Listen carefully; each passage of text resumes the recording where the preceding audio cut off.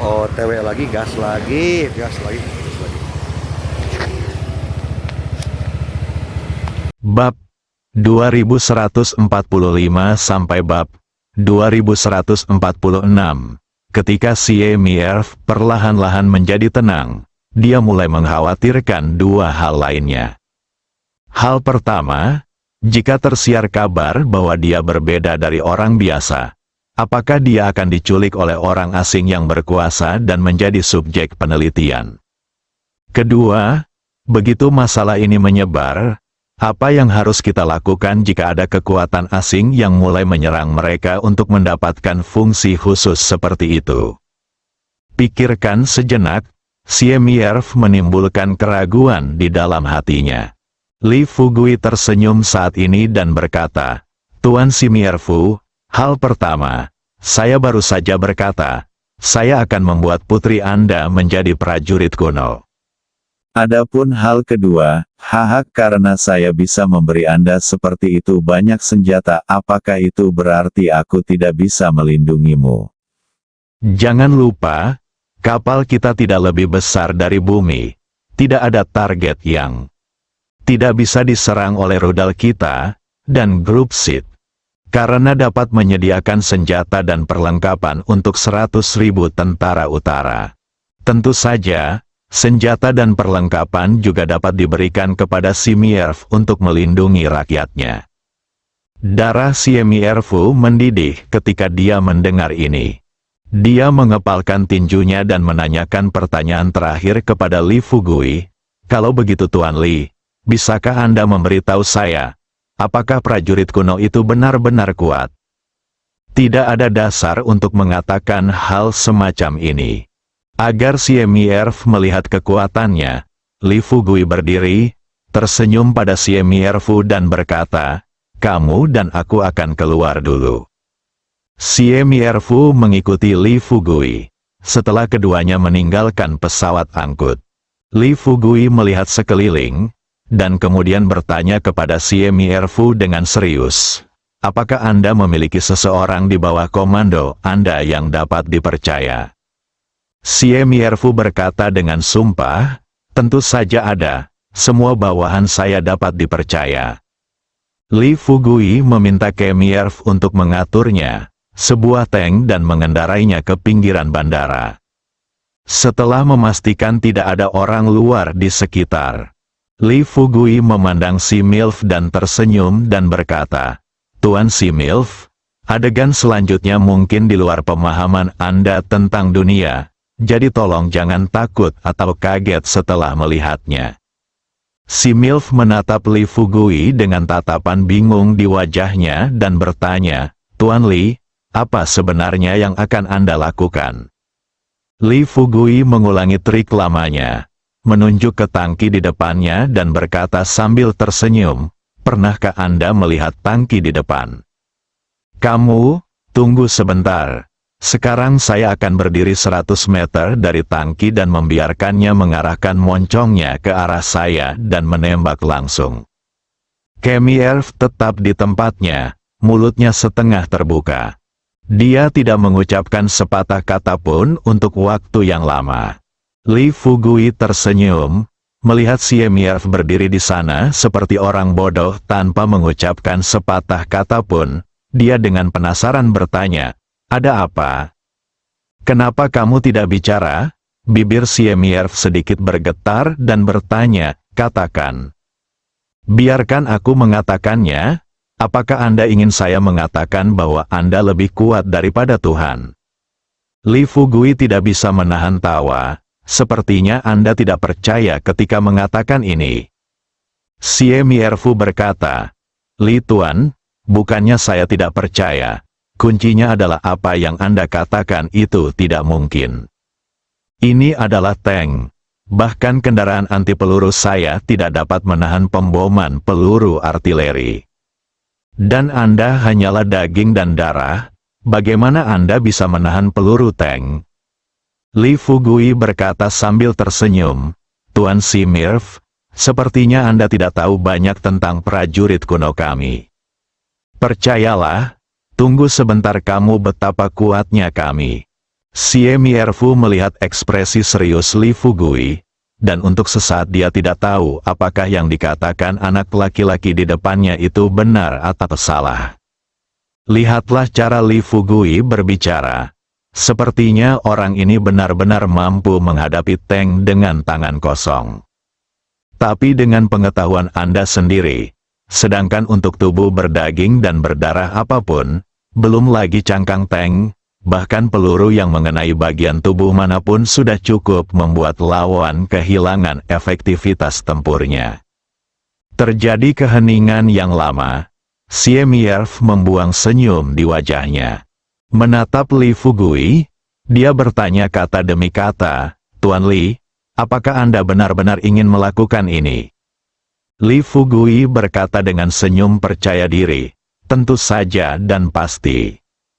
Untuk amannya, dia berkata terus terang kepada Li Fugui, "Baiklah, sebaiknya Anda meminta Direktur Hua untuk datang sekarang. Selama Direktur Hua ada di tempat kejadian dan dia menyetujui masalah ini, saya akan memberikannya itu kepada para prajurit di dalam tank. Katakan sesuatu dan biarkan dia melakukan apa yang kamu perintahkan," pikir Xie Mierf dalam hati.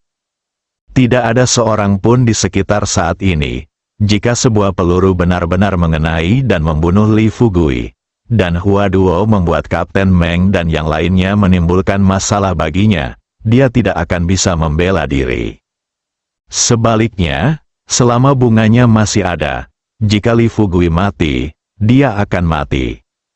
Kebetulan saya dapat memanfaatkan kejadian ini untuk melihat apakah perkataan Li Fugui dapat dipercaya. Li Fugui secara alami memahami pikiran Xie Mierfu. Dia tersenyum dan mengeluarkan ponselnya dan langsung menelepon Hua Duo. Setelah beberapa saat, Hua Duo dengan cepat mendatangi Li Fugui. Sebelum dia bisa berdiri teguh, Li Fugui berkata terus terang kepada Hua Duo, "Duo, saya ingin menunjukkan kekuatan prajurit kuno kita kepada Tuan Ximierf. Pernahkah Anda melihat tank itu? Saya berencana untuk membiarkan tank itu menembakkan peluru meriam ke arah saya. Tetapi Tuan Kemirf takut saya akan dibunuh, jadi dia ingin Anda datang ke sini sebagai verifikasi." Hua Duo tidak bisa berkata-kata. Dia berbisik, "Apakah kamu tidak terlalu malas? Apakah kamu tidak cukup bersenang-senang di pasar Baihua terakhir kali?" Xie Mierf mau tidak mau terkejut. "Direktur Hua, dapatkah dikatakan bahwa Tuan Li pernah bermain seperti ini sebelumnya?" Xie Mierf selesai bertanya. Hua Duo tersenyum dan berkata, "Perbedaannya kali ini adalah ketika kita berada di kota Baihua. Model tangnya berbeda dari milikmu."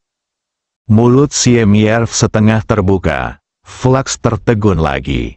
Li Fugui melangkah maju dan menepuk bahu Simifu dengan lembut.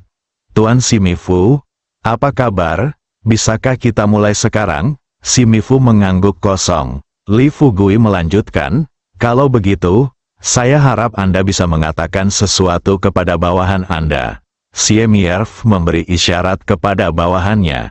Kemudian dia berkata kepada Li Fugui, "Kamu bisa pergi ke sana dan berkomunikasi dengan tentara di tank sekarang."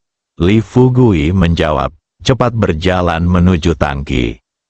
Setelah dia memberitahu para prajurit di dalam mobil apa yang dia pikirkan, prajurit itu memandang Li Fugui dengan tercengang.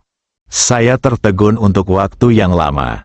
Kemudian dia berkata terus terang kepada Li Fugui, "Tuan, bisakah Anda mengizinkan saya pergi dan meminta instruksi dari Tuan Similf?"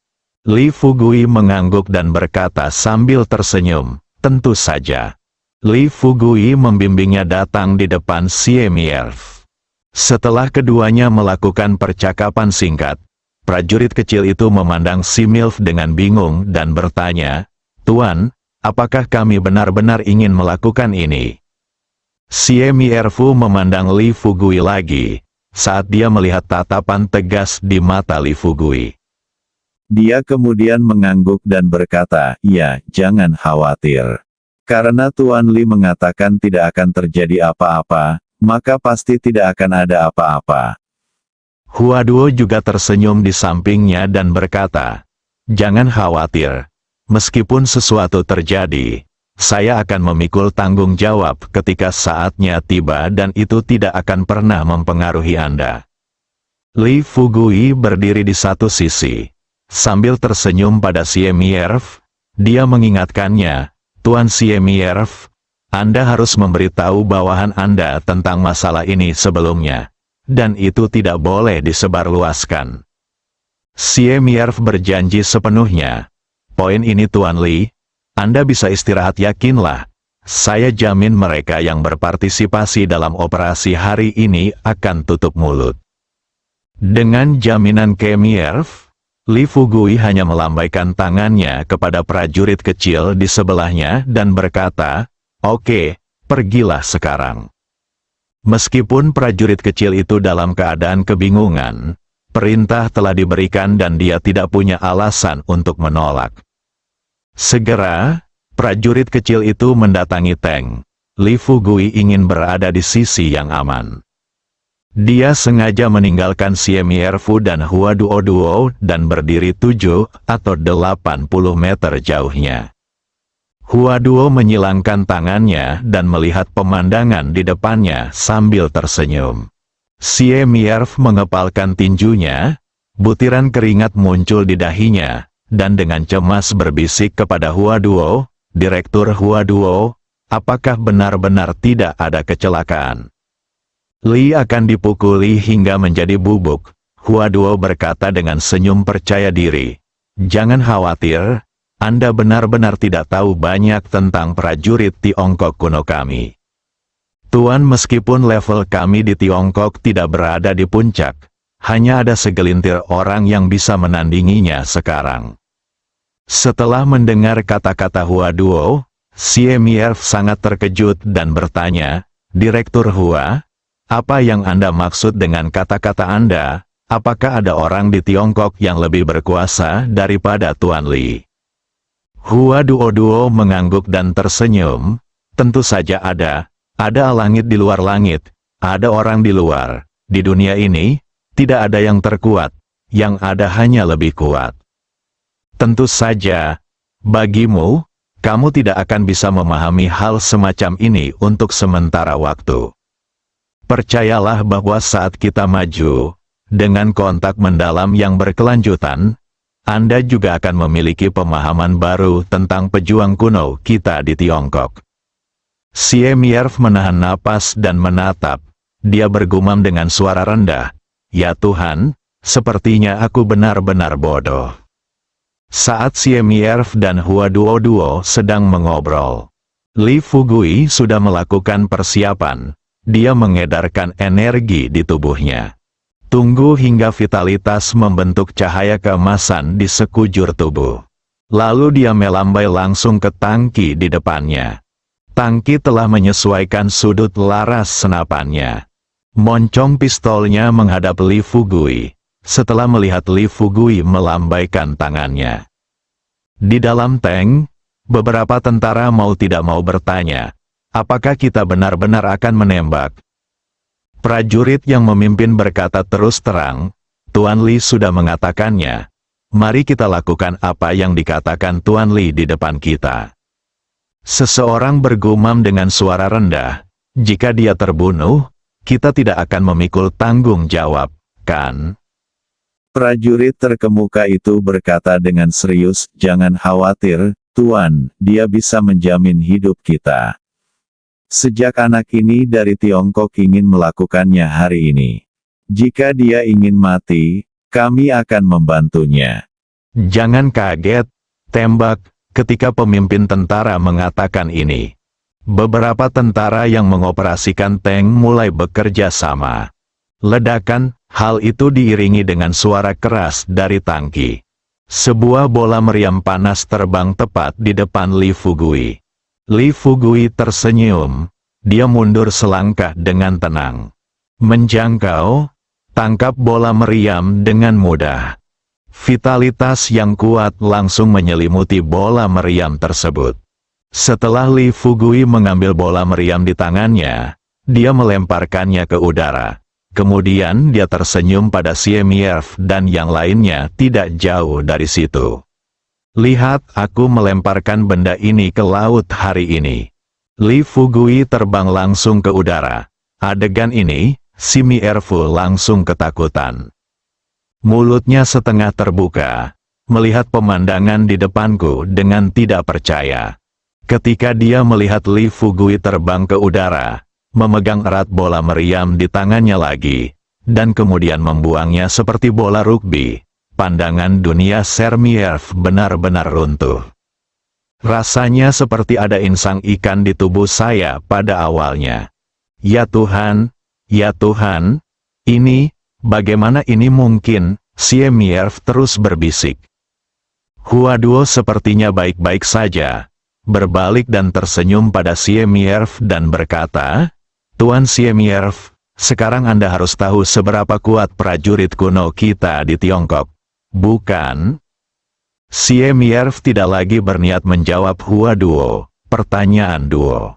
Bibirnya bergetar, dia dengan cepat berkata kepada Huaduo, Direktur Hua, berapa banyak prajurit kuno yang ada di tempat Anda? Huaduo berkata dengan cukup bangga, orang-orang yang datang ke tempat Anda bersama kami kali ini semuanya adalah prajurit kuno. Li adalah yang terkuat, tentu saja, dengan kekuatan kita semua, tidak ada masalah dalam menangkap bola meriam dengan tangan kosong. Hanya saja kita mungkin tidak bisa melempar bola meriam itu beberapa kilometer jauhnya. Di laut, Siemierfu menoleh dan memandang Kapten Meng dan yang lainnya yang membawa bahan obat. Setelah terdiam lama, dia dengan ragu-ragu bertanya, jadi, apakah Kapten Meng dan yang lainnya juga prajurit kuno? Ketika sampai pada hal ini, Siemierf sudah banyak berkeringat. Pikirkan tentang hal ini, Kapten Meng dan yang lainnya kini membawa senjata tercanggih di dunia. Andai saja kelompok orang ini masih memiliki kekuatan magis terbang seperti Li Fugui, maka kelompok orang ini tidak dapat dikalahkan sama sekali. Huaduo mengatakan yang sebenarnya saat ini, Tuan Siemierfu, Anda sedikit khawatir. Prajurit kami tidak akan memiliki prajurit kuno. Sama seperti penduduk kota Nanshan di sini. Kami tidak dapat menunjukkan sisi terkuat dengan mudah yang lain. Siemierf dengan cepat melambaikan tangannya dan berkata, Direktur Hua, Anda salah. Penduduk kota Nanshan tidak dapat dibandingkan dengan pejuang kuno seperti Anda. Faktanya, mereka tidak jauh berbeda dari kami orang biasa. Setahu saya, selain jago di air, mereka juga tidak bisa terbang sama sekali. Apalagi punya kekuatan menangkap peluru tank dengan tangan kosong. Li Fugui telah kembali ke Siemierfu dari udara. Baru saja mendapat pijakan. Siemierfu tidak sabar untuk melihat ke arah Li Fugui dan bertanya, Tuan Li, bisakah putriku benar-benar sekuat Anda? Li Fugui memunculkan senyuman percaya diri di sudut mulutnya dan berkata terus terang kepada Siemierfu, Jangan khawatir, selama aku mau, meskipun aku tidak bisa membuat putrimu sekuat aku bisa membuatnya memiliki kekuatan magis seperti yang baru saja aku tunjukkan. Bersambung.